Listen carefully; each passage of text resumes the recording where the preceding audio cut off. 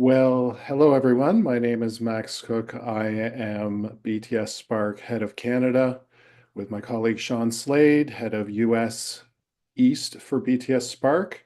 And we're really pleased to have you join us today for this webinar. I think, right off the bat, principal retention is a big preoccupation with BTS Spark as it relates to coaching as a tool that can support principals and price principles. Um, I just wanted to say, Sean, in the US, Max here in Canada, we're leading by example. Canadians and Americans can still collaborate effectively to solve issues. And here we are, and we Here we work on a are. daily basis. It's an absolute pleasure, as always, Sean, to have you join me for this session. So over to you to talk a little bit Yeah, about the format for this being kind of a brand new format and webcast for BTS Spark. exactly. And don't let the accent fool you. Yes, originally from Australian, but I do have US citizenship. Been here for 20 odd years. So yeah, we're leading by example, Max. Collaboration, relationships, trust, and loyalty. Anyway, let's get back to the webinar. So what we're doing with this, we're aiming for this webinar or webcast, because it's similar to a podcast, to be in three sections. And this will be an ongoing theme. The first section, where Max and I will talk you through, will be framing the issue. And this issue is how to retain your principles. We're then going to jump to hearing from a series of experts that we've been talking to, and we have some thoughts and ideas and suggestions. So that's really a deeper dive into the discussion. But then, since we're talking about sparking solutions, we're now then going to turn it over to one of our professional coaches. This time it's Lacey Jacobs, to talk about what the coach would do in this situation. All of these, by the way, are going to be viewable not only and downloadable not only as an entire episode, but you can also go back and just get the pieces you want out of these sections. Yeah, so I mean, I love this format, just to sort of give you an overview of who we're showcasing today. Two Canadian educators who also have coaching accreditation, and I think that's a beautiful mix of perspectives to have, and you'll hear from them in terms of how principals are doing this year. Then over to Mark Brackett, who really offers some insightful pieces about leadership from a higher level. And then, one of what my favorite piece is the fact that we're going to showcase one of BTS's coaches who coaches principals, vice principals, superintendents. You get a chance to listen to those insights from someone who's done this for many years.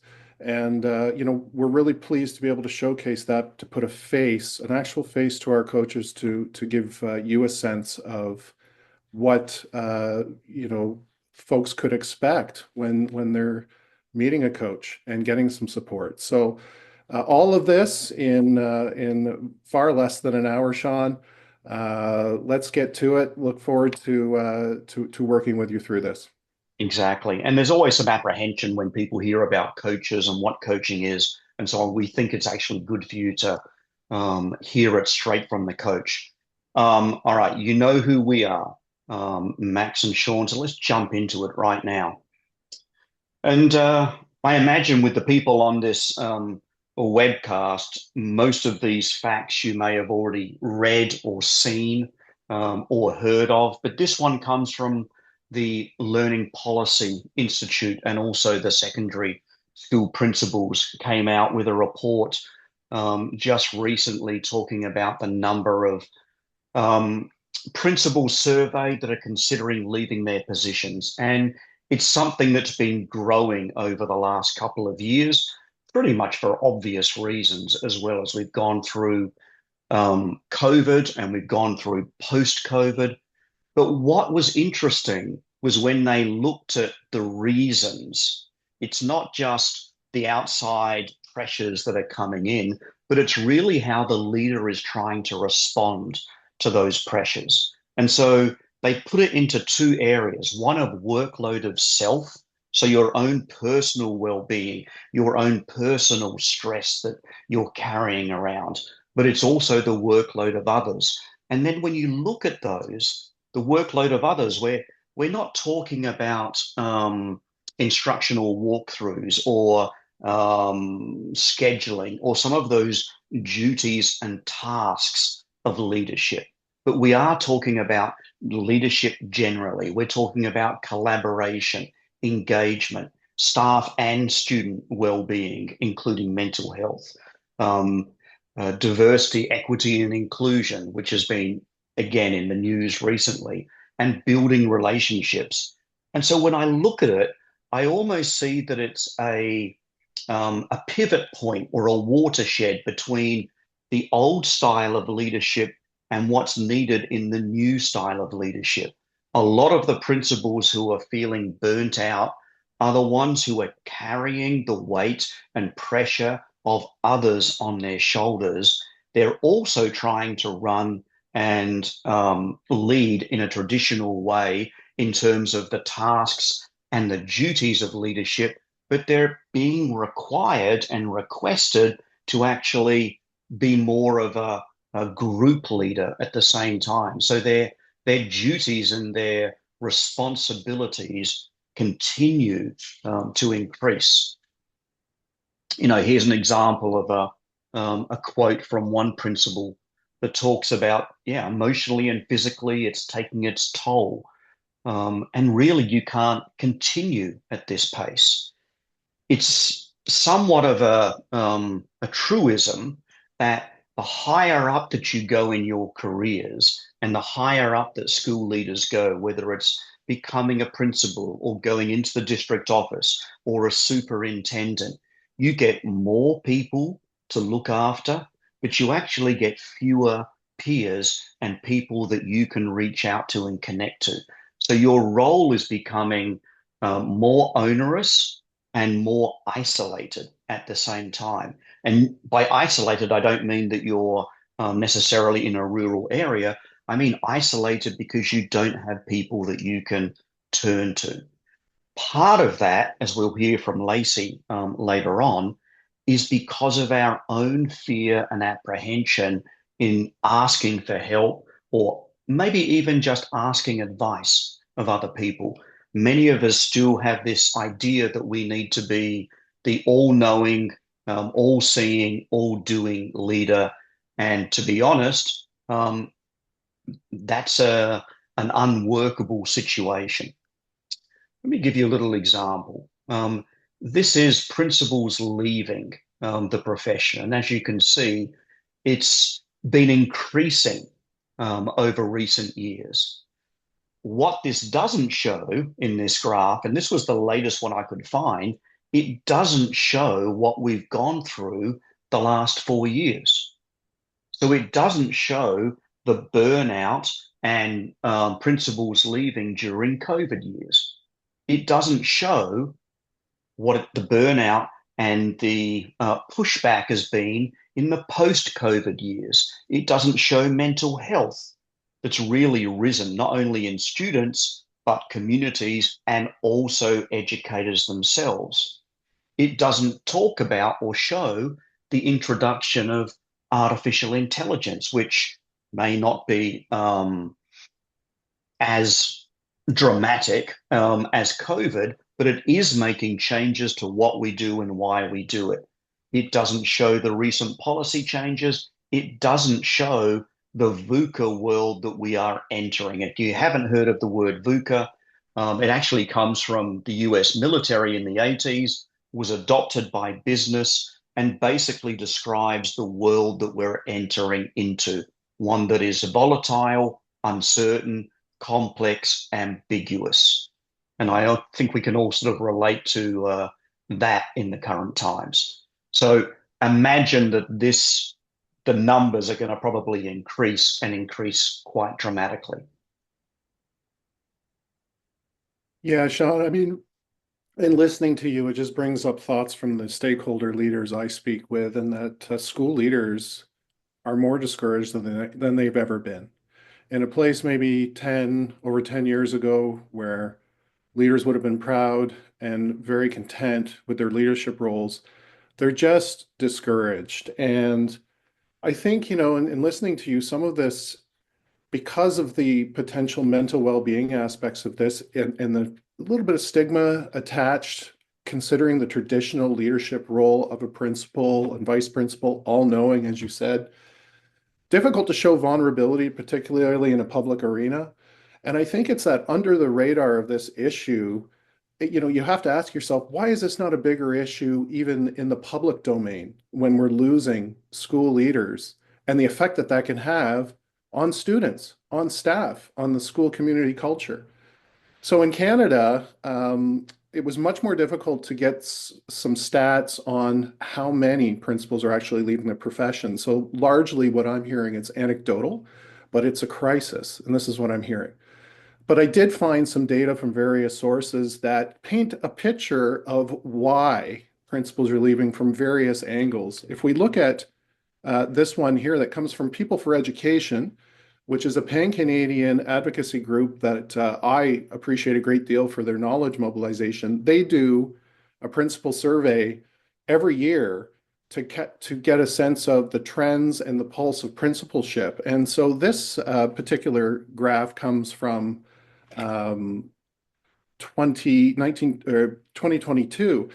And basically, if you look at this, and I've sort of highlighted this, and I'll work through these quickly, only 29% of principals agreed or strongly agreed that their recent levels of stress felt manageable. That's not a good sign. If we go to the next one, and this one is a little bit older, pre-pandemic, also from People for Education, only a small proportion of principals report that their most time-consuming task is supporting professional learning and improving the instructional program. And I think most principals are pedagogical, they want to be pedagogical leaders, but it's the administrative burden. And the other piece is if you even see the completing the SIP, incident reports, dealing with parents, school community, and then violence. And we'll talk about that a little bit more in the upcoming slides. There's so much coming at them. It's really, really difficult for them to be instructional leaders in their own schools. So moving to the next one, when we talk about mental health, again, this is from 21-22. So thinking that there's pandemic, post-pandemic, this one in particular, only 1/3 of principals agreed or strongly agreed that their school has the resources necessary to support the mental health and well-being of staff. And, let it be known, the main focus of any principal is going to be the well-being of students. And that's really where the focus is. And we know that there's a crisis there as well in North America. But think about that, like only 1/3 of principals believe that there are enough resources to support their own teams themselves. That's very problematic when you consider everything that's coming at them. The next slide. Certainly wanted to showcase a bit of work from Dr. Katina Pollock from Western University in Ontario. Clearly in Canada, one of the leading voices with her co-researchers with respect to administrative burden on principals and the effect of that. This one in particular, we're talking about workplace safety. When I looked at this, I went, wow, like principals don't feel safe in their own workplace, and a fairly significant percentage. Surprisingly, that sense of lack of safety, if you look at the sources here that are circled, parents, staff, students, and even union representatives have been marked within this research as making principals feel unsafe in their workplace. That to me was quite surprising as someone who follows these trends. You can see, like, if you can't feel safe in your own workplace, then that's also a significant barrier to your own well-being and your own ability to perform as a leader. So we go to the next one, again from Dr. Pollock from Western University. This one, you can look at it two ways. And Sean, you and I had a bit of a debate about this as data interpretation. I kind of viewed this as saying if just over half of principals felt supported at work, and 1/3 feel socially excluded, to me, that was problematic, but I guess it depends how you look at it, right? Like, I It's know the that we had a glass bit of a half debate. full. Yeah, glass half full, glass half empty. Yeah. I mean, ideally, you'd at least want to have 90 to 100% of principals Mm. feeling supported in their workplace. So this again was fairly surprising to me, and I guess I'm a glass half empty fella. So, anyways, and then just the last, the one I had here, and this comes from the Wallace Foundation, albeit US based. There's been an uptick since 2012 of novice principals taking on complex school leadership roles. And I know that's also happening in Canada. We have a lot of lower socioeconomic neighborhoods, and you're going to have a hungry young vice principal, young principals who are amazing leaders who are going to take that on. But are they ready? Do they have the managerial capacity? Do they have the diversity, equity, inclusion backgrounds? Are they able to handle this exceptionally difficult task and exceptionally needed in school communities? And I would hazard a guess that there are similar trends in Canada as well. Yeah. Well, you almost think about it. You're putting inexperienced leaders into brand new positions at a time when the experienced leaders were getting burnt out, and so they're going in there without experience, without a network, getting wanting to prove themselves. So I think, unfortunately, we're looking at a bit of a recipe for more principals getting burnt out. I think you also have to realize, as a new principal or vice principal, you're coming into an existing culture. You can have the best ideas, but if you can't build those trust, don't have the time to build those trust and relationships first, you're going to run into a few brick walls along the way. And I think I'm seeing that happen or hearing of that happening in many instances. So just to look at these final pieces here of data, one from an organization near and dear to my heart, Education Canada, Canadian Education Association, EdCan Network.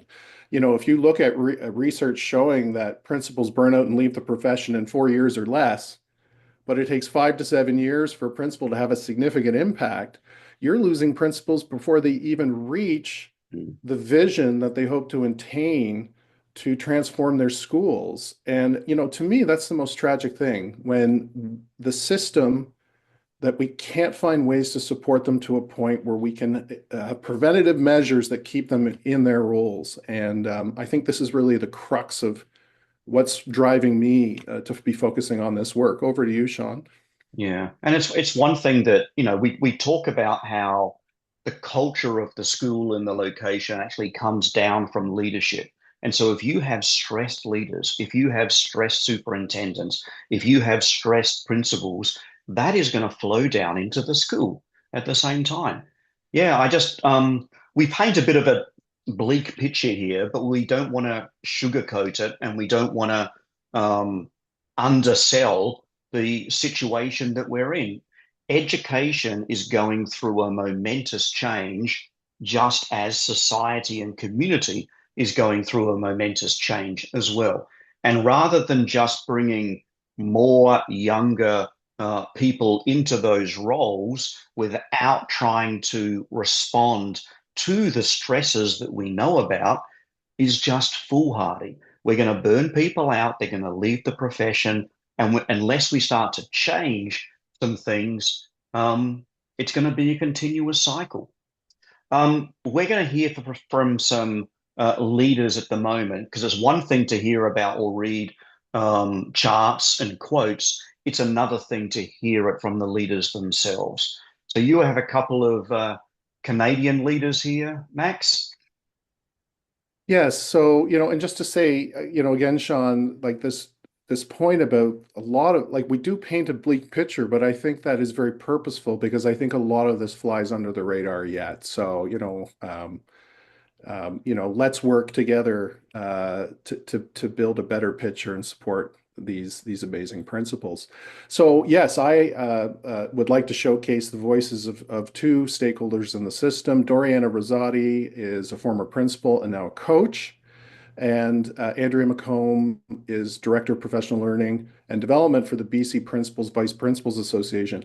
I have the pleasure of working with both of them, and we held a webinar a few months ago, and there's some clips here that I wanted to showcase with respect to their view on how principals are doing. Just putting a plug in, a lot more insights are shared on about a 30-minute video that would be available on our YouTube channel. I'll send a link as a follow-up to this because I think that there was so much good stuff they were sharing, but here's a good summary just to get us started. So please go ahead. Exactly.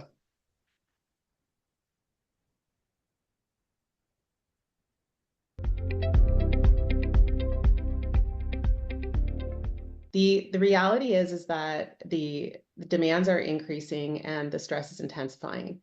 And there is an awful lot of concern over school safety. And so with my background in safe schools, well-being and equity, there's a loss as to how to make a big impact there. And then there's a heightened sense of fear, not just from the incidents themselves and the conflict that comes with the advocates around those incidents, but a lack of community support that might have existed before, say with police, et cetera, and inconsistent messaging that and in service really, or lack thereof, by the school districts that they're working with. And so there's a real obvious awareness that people have of what they ought to be able to do, they feel they ought to be able to do, and knowing how to do it. And if they do it, what the consequences are of quote unquote getting it wrong. What I'm seeing here is most of the reach outs for what I would call that professional side of coaching versus the system level coaching that we're engaging in. People are reaching out because they've moved through the progression to principal really quickly. And even though they feel efficacious as a leader and believe they can do it, they're just slammed with so much all at the same time that feeling equipped is where the nugget is. And so they reach out to feel more equipped, more resourceful, and to be able to chunk out, how do you look at this tidal wave that's coming at me, and how do I eventually move beyond that managerial role to being the leader I want to be? And that's number one, is because we're having people new to role so quickly in so many jobs. And we're seeing that level of support, that paying attention, what you're all saying about that isolation and loneliness, is a real impact for a lot of our leaders. We ask one question, like, do a metaphor strategy, and it's very interesting across the system, no matter where you are in your experience level, that people talk about isolation. The other thing that we're seeing is that a lot of the people that we're losing at the experienced end, when we think about retention, is that they're looking for a way. They may not want to move up the steps and go beyond, but they're looking for a re-engagement, something to be passionate about, something to dig in and figure out who they want to be now that they feel like they've kind of got this. And it doesn't mean that every day is easy, because every day is busy, but they're looking for that next step to nurture their passion and their commitment to their work.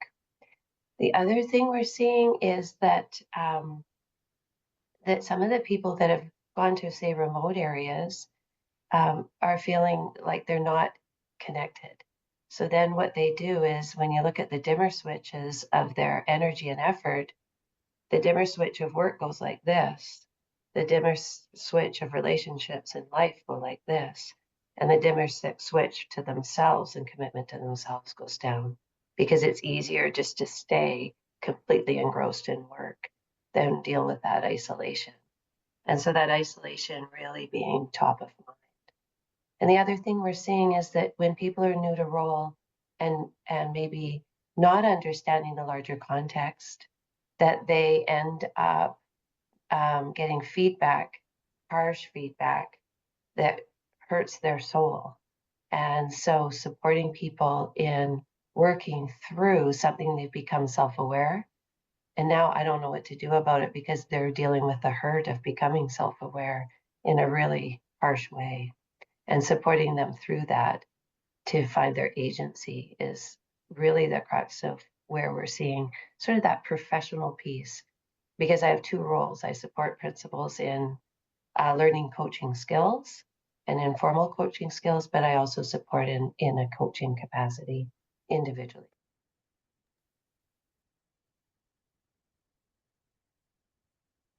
Wonderful. Okay. Let me Yeah, see if I could listen to them all day long. Two exceptionally articulate leaders who, uh, have that shared passion as we do and concern for supporting principals. And I mean, just to get started, Sean, I mean, what I heard there, this violence in schools issue mm, continues to worsen in a post-pandemic world. I mean, if nobody can feel safe in schools and a principal's in charge of that, imagine the strain that's putting on principals and vice principals. Interesting point about keeping our experienced late career principals invigorated and in the role.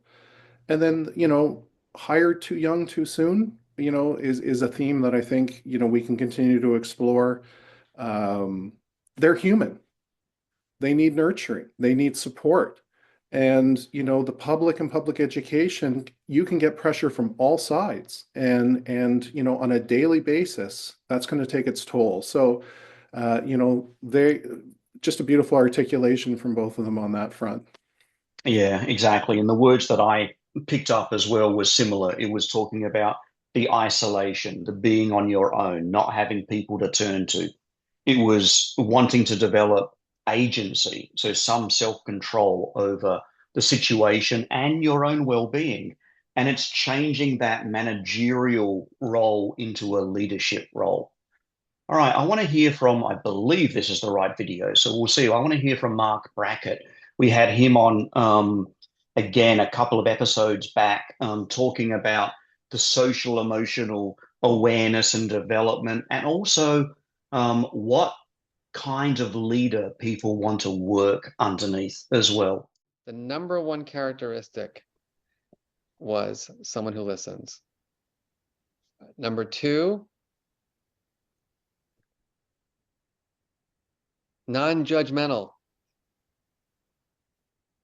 Everybody just wants to be around people who just stop judging me. Just let me be who I am. Number three, empathic and compassionate. And I've been thinking a lot about that since looking at the data. And what I realize is that, think about that. Good listener, non-judgmental, and compassionate. So that means these are all people who are other-oriented. How many of you feel like you'd be a little healthier, a little happier, if your partners or if your bosses were better listeners, less judgmental, and more compassionate? Yeah, and you can also hear more from Mark Brackett. There's a longer episode that we have there as well. And we're not giving partnership and marital advice here, but think of the workplace as well as a relationship community. You're trying to develop those relationships, know who people are. Just like it's ironic in a way that we know that forming relationships with the students is going to benefit them and their teaching and learning. And we subconsciously know the same thing matters for our principals, our staff, and our educators, but for some reason we don't always lean into it. Sean, I mean, just what I took from that, I mean, listening, it sounds simple, but it's not. It's a skill that needs to be developed. And I think it's a lifelong refresher course on listening. But what I also heard from Mark was elements of psychological safety in the workplace. And that's a big focus in Canada right now. And, I just put it to you this way. One mildly negative exchange or turn of phrase in any professional relationship, you're going to carry that home with you. You're going to carry it, and you're going to perseverate over it. You're going to lose sleep over it. And I think we also underestimate that those exchanges, if they don't go well, what toll that's going to take on a regular basis. So I just wanted to make that point. I thought that was a brilliant little clip there. Yeah, and it reminds me actually what you were saying just then of a quote that I've loved for years from James Comer that talks about with every interaction, you're either building community or you're breaking it down. And so every time you have a communication, not saying that everyone has to be positive, but understand the role that you have when you have conversations with students, with families, with principals, with others. Since this is about finding solutions, we're going to now turn it over and listen to a discussion that we had just a couple of days ago with one of our great coaches, Lacey Jacobs. Lacey has been coaching for over 20 years. She's an executive leadership coach, but she's one of these people that whenever I chat with her, I think we should be recording it every time because she just comes across as sensible and knowledgeable and some really great advice. So we're going to roll this tape.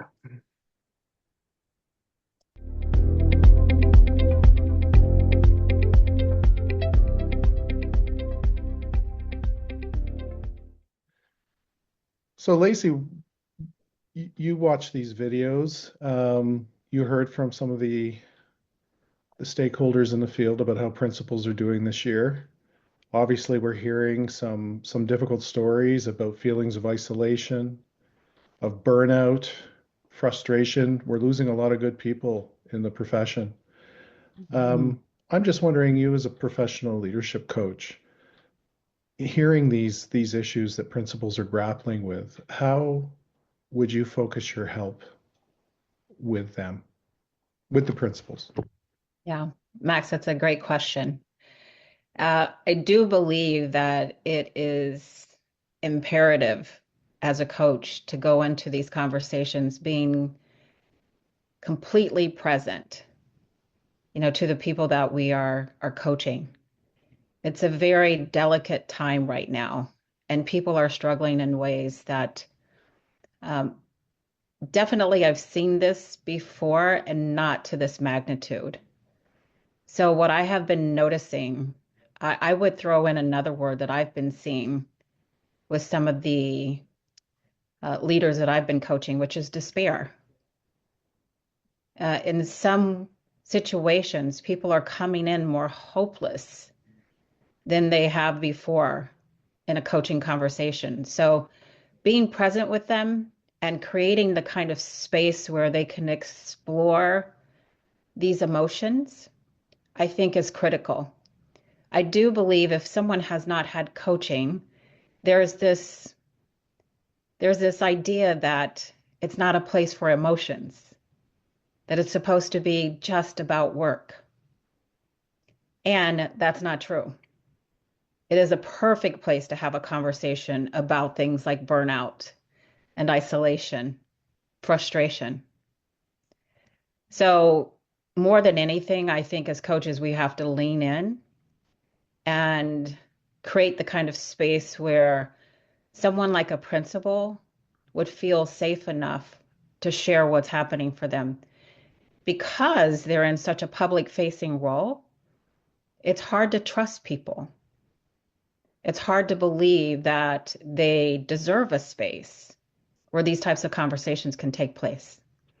I often hear people say at the end of a session, that felt like therapy.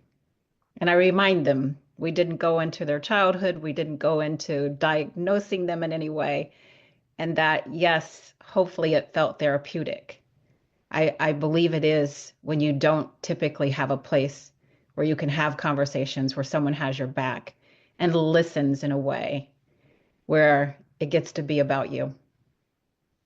I'm glad you mentioned that. You talked about trust, and what we're hearing, at least in Canada, and I'm sure it's the same in the US, the higher you go up in the ranks of education, and as you talked about trust, who can you trust? Who's got your back? It really just seems that the higher up you go, the fewer connections, the more isolated you become Mhm. in these leadership roles. And I'm wondering, from a coaching perspective, what helps in these situations when you are trying to support principals and education leaders that just feel isolated in their roles and lonely? And I'm sure you must hear that a lot, right? I do hear that a lot. And the first thing that I do as a coach is I acknowledge exactly where they are. I find that to be incredibly important because if there's any sense when I'm coming into these conversations with someone that I'm trying to convince them that where they are is not okay or that they're broken and they need to be fixed versus someone who needs a space to explore what's going on for them, that trust will potentially be broken immediately. And I find when I come into a conversation from that place where my job is not to fix anyone, my job is to create the kind of space where they can share that their psychological safety, then people start talking right away because they're yearning for a place like that. You know, when you don't have a place to be yourself, to be authentic, that can create a sense of isolation and loneliness, that alone.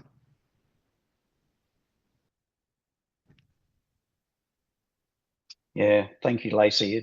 We're certainly in strange times at the moment, and what we're hearing is a lot of the tension and stress is falling back onto the shoulders of school leaders, superintendents, principals.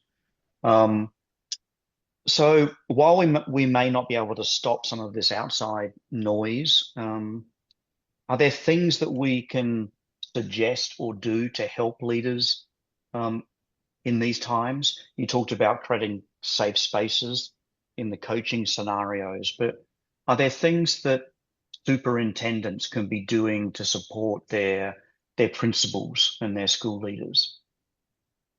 Yeah, much in the way that a coach would lean in during a conversation with the principal. I believe it would be important for a superintendent to do the same. Sometimes I hear people say that they don't have time. I believe that we don't have the luxury of not doing that. Uh, Being able to have a conversation and letting a principal share what they care about, their values, learning more about what's important to them. In fact, why did they decide to do this work to begin with? I love this quote by, it's not by Viktor Frankl, it's Nietzsche, I believe, that said it. And Viktor Frankl mentioned it in Man's Search for Meaning. And he talks about when your why is big enough, you can bear almost any how. What I have noticed in coaching conversations or facilitating small group coaching for superintendents and for principals, that they love it when they can reconnect to why this work matters to them, when they're reminded why they decided to do what they do. And that gives them a sense of purpose, renewed purpose.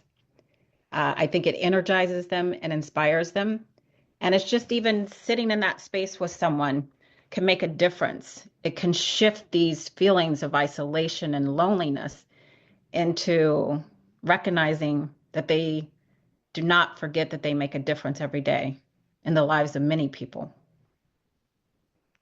Yeah, wonderful. So it's the way that I look at what you were saying is it's more of they can have conversations with their school leaders and principals, which are more around purpose and less around duties. And I'll throw something else out there because it's come up previously in some of our coaching work as well. Is there value also in the superintendent showing some vulnerability themselves during these times? Does that help build relationships? Absolutely. Vulnerability is essential because what we're really speaking into when we talk about vulnerability is remembering our humanity, seeing our humanity. And I do notice that leaders have a difficult time with that because they're so task driven. So giving them an opportunity to see, if I'm a superintendent and I'm talking to my principal, when they are able to see the superintendent take off that armor and relax and to be human, it gives them permission to do the same. As I listened to Mark, something came to me that I've seen. You know, it's beautiful for a leader to be other driven. And you mentioned some things, and I think Mark mentioned three things. He talked about listening, he talked about not being judgmental, he talked about being compassionate. And I believe the thing that sometimes leaders forget is that doesn't just apply to other people. You know, being a leader who can listen to their own experiences and their own feelings, their internal world, and navigate that space successfully by being compassionate and empathetic, that's also equally important. Not judging every act and decision that they make, being willing to have a growth mindset and learning from those experiences, that's important. Picking up in the conversation around how to retain your principles that we're doing in this first episode, when the superintendents are dealing with these feelings of isolation or burnout, or as you've mentioned as well, imposter syndrome.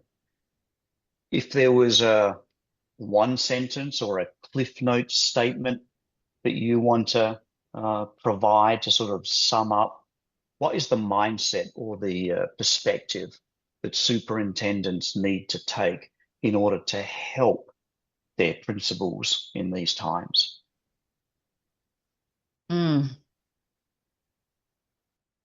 Me too. It's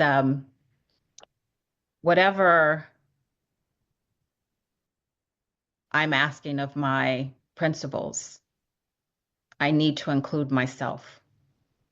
If I'm asking my principals to get coaching, to do the work, to develop themselves, me too.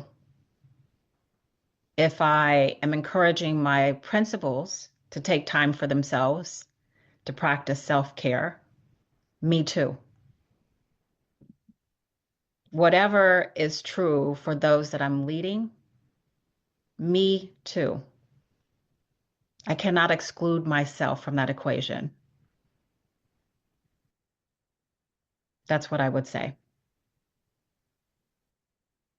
Wonderful. Thank you very much, Lacey. As always, words of wisdom.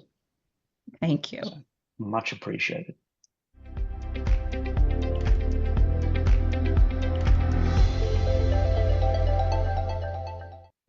Sean, Yeah. I'm so glad we got to showcase Lacey. You know, putting a face to our professional coaching. You know, we were talking about listening, and I mean, coaches are professional listeners. You know, there's a difference there to mentorship or mentoring.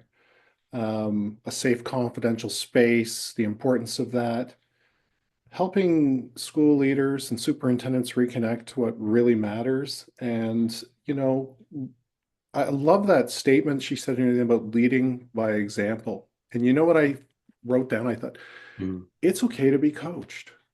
Yeah. Right? You know, it's a good thing. It's a thing that leaders need. And you know, at least in Canada, there's a bit of a culture around that. And really pleased with BTS Spark being new in Canada to be pushing this movement for coaching as a way to support our school leaders who, you know, by virtue of what we've shared today, are in need of this level of support. Yeah, exactly. And what I take out about from what Lacey was talking about as well is not only it's okay to be coached, but it's okay to show your emotions. It's okay to be human. And in fact, it's not only okay to be human, it's beneficial to show your humanity, you know, for yourself, give yourself some grace, but also for others. And that's really what we're trying to encourage school leaders. It's a different mindset of leadership. It's not that superhero that has all the answers, because nobody has the answers. It's how can you show a little bit more vulnerability? How can you grow relationships? How can you keep being curious? How can you keep trying to solve problems? And you do that via connections and networks. And those networks can include a coach, but they definitely need to include people all around your leadership circle as well. Now, I do know that I realize, as everyone else done as well, that we've gone over our expected time, but we have about 5 more minutes, and then we'll open it up to some questions if people have questions as well. What are some of these key takeaways that we have here, Max? Well, I think through the data we shared both from Canada and the US, there's no question that principals continue to struggle. We thought that, you know, somehow things were going to rectify themselves after the pandemic. In fact, I think it has worsened on for various reasons that we know, the pressures that can come from school community. And of course, the younger principals with families, work-life balance is a huge issue in Canada with this tendency to hire younger. You know, and superintendents and principals focusing on, we talked about psychological safety, building safe spaces. This is all part of the leadership in order to ensure that your leaders are healthy in your schools. So it comes from the top down, really. And I know we have some superintendents joining us today, so it's a real key message for them to think about when we say coaching is okay and needs to be encouraged, and it's different from mentoring, quite frankly. And was really happy that we were able to showcase Lacey to see, you know, the professionalism and the articulation of coaches at BTS.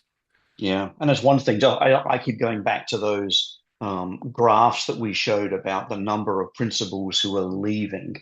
And it's like, we know this is a problem. We know that the stress is increasing. We know that people are going to come into these roles and get burnt out very quickly unless we change something. So the question needs to be, what are we going to do about it? And if we can't change the system completely, we can change the way that we look at the system, the way that we lead, and the way that we connect. Exactly, Sean. You know, just to say, you know, you and I and BTS Spark can't change the system, but I do think we can offer some really excellent support and go ahead. Yeah, and very often it's changing perspective, it's changing mindset, looking and dealing with something different. We don't want to leave you without any next steps. So with these little webcasts as well, we'll be just showcasing one journey that people can take, and the human side of school leadership really starts to look and develop, as Lacey was saying, that leader as a human. You know, so how can you bring your humanity? How can you bring your personality? How can you bring your emotions, which are not necessarily negatives that we have to keep at the door or hide? How can you use them as part of your toolkit? So anyway, we do have journeys, you know, small group, one-to-one, and reach out if need be. All of our journeys, in case you aren't really aware of BTS Spark, all of our journeys we frame around these 33 mindsets, and they are contained in 4 domains: how you relate to others, how you interact, how you understand yourself, your self-efficacy, your confidence, your be, how you think differently, make decisions differently, and how you inspire and create that shared purpose, North Star, and how you lead at the moment in uncertainty. So apologies for going over time. I suppose it was meant to happen on the first of these new format episodes. You are more than welcome to follow up with us, and you're also more than welcome to use that QR code, the black one, and subscribe for updates. That way you'll get updates of when these webcasts are and also when they are released. They will be up on our site and also on YouTube, and you'll be able to download or listen to them in the entirety or in sections. I don't think the sections will be 10-minute sections as we were espousing to start with, Max. I think they'll more likely be 10 or, well, 15 or maybe 20-minute sections. And so that way you can go and just share the solutions, just share the voices, or just share the research.